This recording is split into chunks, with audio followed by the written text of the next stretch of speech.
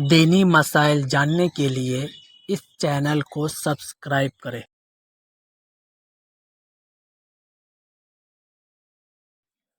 अस्सलामु अलैकुम वरहमतुल्लाहि वबरकातुहू। ज़कात के मुतल्लिक 10 ज़रूरी मसाइल बताए जाएंगे।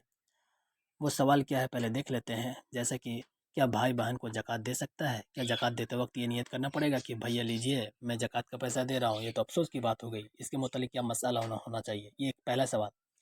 इसी तरह सवाल देख लीजिए, क्या तमाम पैसों पर साल गुजरना ज़रूरी है? प्लॉट, ज़मीन, जायदाद पर ज़कात का क्या हुक्म होगा? किराए के घर यानी जो भाड़ा घर होता है, रेंट वाले घर, उस पर ज़कात का क्या हुक्म होगा? दुकान पर ज़कात का क्या हुक्म होगा? हज के लिए जमा किया हुआ पैसा है तो क्या उस पर ज़कात होगा?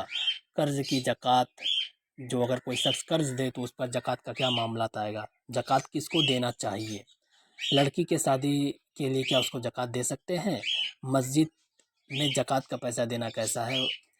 ये वगैरह इस तरह के सवालात रहेंगे। इन तमाम सवालों के जो किताब के जो हवाले हैं, वो मैं तमाम हवाला एक ही किताब से लिया हूँ, आपके मसाइल उनका हल। जिल्द 5 खोलिएगा। गूगल में अगर कोई देखना चाहता है दलील, तो वो गूगल में लिखेगा आपके मसाइल उनका हल। उसके सामने PDF के आकार में किताब खुल जाएगा। जिल्द 5 खोल लीजिएगा और उसमें मैं जो पेज नंबर बताते रहूँगा वो देख सकता है। सबसे पहला सवाल लेते हैं, तमाम पैसों पर साल गुजरना ज़रूरी है? मिसाल के तौर पर किसी के पास 1 लाख रुपया है। अब वो परसों 2 दिन बाद ज़कात निकालना चाह रहा है, लेकिन जैसे ज़कात निकालना चाह रहा है उसे उससे पहले 1 दिन पहले या 1 घंटा पहले या 2 घंटा पहले उसके पास और 1 लाख आ गया। तो 1 लाख पर तो 1 साल गुजरा, लेकिन अब जो फिर दोबारा से 1 लाख मिला है यानी टोटल 2 लाख हो गया, तो क्या वो टोटल 2 लाख का ज़कात निकालेगा?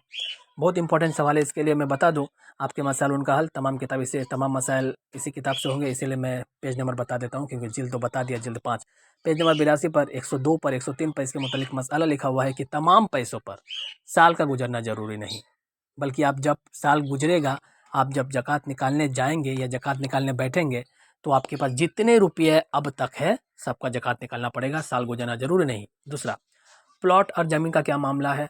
इसके लिए पेज नंबर 105, 106, 107 देखे जा सकते हैं। प्लॉट हो या ज़मीन हो या जायदाद हो या कोई भी सामान इस तरह हो, अगर वो नियत ये है कि मैं इस ज़मीन को बेच दूंगा या इस प्लॉट को बेच दूंगा, अगर ये नियत है तो उस पर ज़कात होगी, वरना ज़कात नहीं होगी। किराए के घर के मुतालिक उसके लिए 108, 108, 109, 110 पेज नंबर देखे जा सकते हैं। किराए घर के मुतालिक जैसे कि किसी शख्स का 10 गो किराए का घर है। अब वो 10 किराए घर का टोटल खर्चा उसका 5 लाख या 10 लाख हुआ था, तो ये देखने की ज़रूरत नहीं। किराया घर है तो अब ये देखना होगा कि उस किराए घर से मुझे कितना इनकम हो रहा है। एक घर अगर 1,000 रुपये दे रहा तो 10 घर 10,000, यानी कि उस घर से हमको 10,000 का किराया मिल रहा है।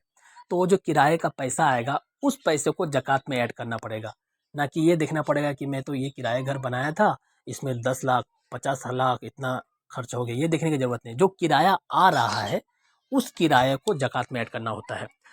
दुकान पर ज़कात का क्या मामला होगा? इसके लिए पेज नंबर 110, 130 देखे जा सकते हैं।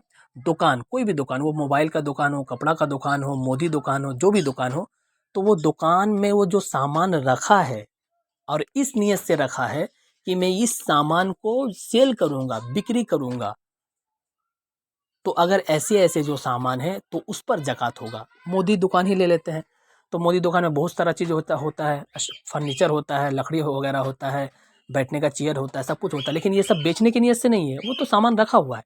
बेचने की नीयत से क्या है, उसके पास जो है आलू, प्याज़ वगैरह वही बेचने की नीयत से, तो इन सब का हिसाब लगाया जाता है। तो जो बेचने की नीयत से होगा उस पर ज़कात होगा। 5वां नंबर देखते हैं, हज के लिए जमा किए हुए पैसे पर ज़कात होगी कि नहीं? पेज नंबर 111 पर देखे जा सकते हैं। जी, हज के लिए जमा किए हुए पैसे पर ज़कात होगी। इसी तरह लड़की के शादी के लिए पैसा जमा किया गया तो भी ज़कात होगी। 6 नंबर सवाल है, कर्ज़ के ज़कात कौन देगा? यानी कि अगर कोई शख्स कर्ज़ में डूबा है, मिसाल के तौर पर मुझे क्यों ले लीजिए कि मैं किसी शख्स से 10,000 रुपये कर्ज़ लिया था, या उस शख्स ने 10,000 रुपये कर्ज़ लिया है, उधार लिया है, तो फिर ज़कात किस तरह होगा? ज़कात कौन देगा? तो देखिए, मैंने फलाँ शख्स से कर्ज़ लिया था 10,000 रुपया मान लीजिए, तो इस पैसे का ज़कात जो असल मालिक है, यानी कि मैंने किससे लिया था? फलाँ शख्स से लिया था, तो वो शख्स ज़कात देगा। मैं तो कर्ज़ हूँ, मैं तो भिखारी हूँ एक तरफ से पकड़ा जाए, तो मैं ज़कात नहीं दूँगा।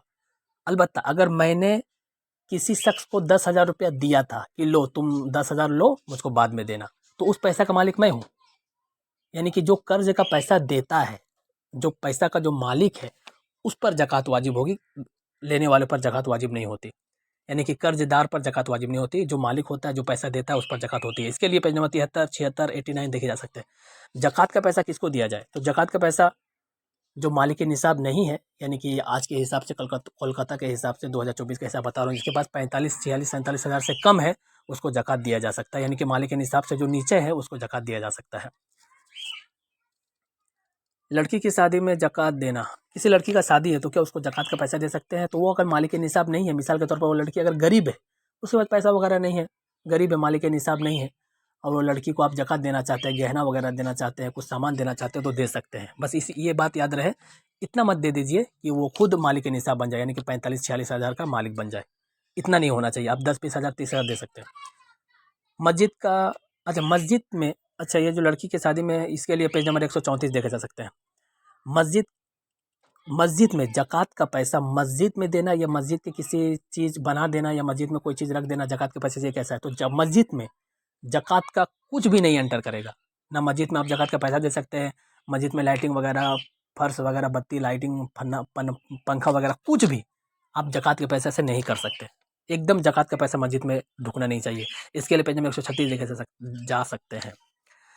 भाई बहन को ज़कात देने वक़्त क्या नियत करना होगा कि आपको मैं ये ज़कात का पैसा दे रहा हूँ? बहुत ही इंपॉर्टेंट सवाल है। सबसे पहले ये बता दूँ, अगर आप ज़कात देना चाहते हैं अपने रिश्तेदार में, तो भाई और बहन को भी दे सकते हैं। इसकी वजह ये है कि ज़कात का जो उसूल है कि ज़कात उसको नहीं दिया जा सकता है जिससे वो पैदा हुआ है, या जिसकी वजह से वो पैदा हुआ है। मिसाल के तौर पर हमको देख लीजिए, मैं ज़कात उसको नहीं दे सकता हूँ जिसकी वजह से मैं पैदा हुआ हूँ। किसकी वजह से नहीं हुआ हूँ? मेरे माँ और बाप की वजह से, तो मैं उसको ज़कात नहीं दे सकता। इसी तरह मुझको देख लीजिए, मुझसे कौन पैदा हुआ है? तो मेरा बेटा हुआ है, मेरा बेटी हुआ है, वगैरह वगैरह, तो मैं इसको नहीं दे सकता। बाकी इधर-उधर जितना है सबको दे सकते हैं। इसी तरह मसला जो अभी बताया गया कि भाई-बहन को ज़कात के मुतालिक क्या नियत करना पड़ेगा कि भैया मैं आपको ज़कात के पैसे दे रहा हूँ, इस बारे में मैंने बताया। आपके मसलन का हल जिल्द 5 पेज नंबर 125, 132, 136 देखे जा कि भाई-बहन को अगर ज़कात देना हो, तो आप या तो उस पैसे को ज़कात की नीयत से निकाल लेंगे अपने पास पहले से, तो अब जब भाई-बहन को देंगे, तो कुछ बोलने की ज़रूरत नहीं है, बस दे दीजिए। बाई चांस अगर पूछे कि ये किसका पैसा है, तो वो रखिए ना, कोई बात नहीं, मैं दे रहा हूँ, या हदिया है रखिए, हदिया है रखिए, गिफ्ट दे रहा हूँ रखिए, कोई दिक्कत की बात नहीं है। क्योंकि आपने उस पैसे को ज़कात की नीयत से निकाल लिया है और ज़कात के लिए ही दे रहे हैं। तो फिर आप ये कहकर भी दे सकते हैं कि ये हदिया है, गिफ्ट है, तोहफ़ा है मेरे तरफ से, लीजिए। तो इसमें कोई दिक्कत की बात नहीं है। रही बात नियत की, तो नियत तो असल में होगा ही कि मैं ये ज़कात का पैसा निकाला हूँ, मैं मेरे भाई को दे रहा हूँ। जब दूँगा तो कह दूँगा कि ये हदिया है, ये तोहफ़ा है, ये गिफ्ट है, लीजिए, बस अदा हो जाएगा। ये थे कुछ ज़कात के मुतालिक 10 सवालात जो मैं ज़रूरी समझा, तो आप लोग को बता दिया। इसके अलावा और कुछ सवालात वगैरह है तो पूछे जा सकते हैं। अस्सलामु अलैकुम व रहमतुल्लाह।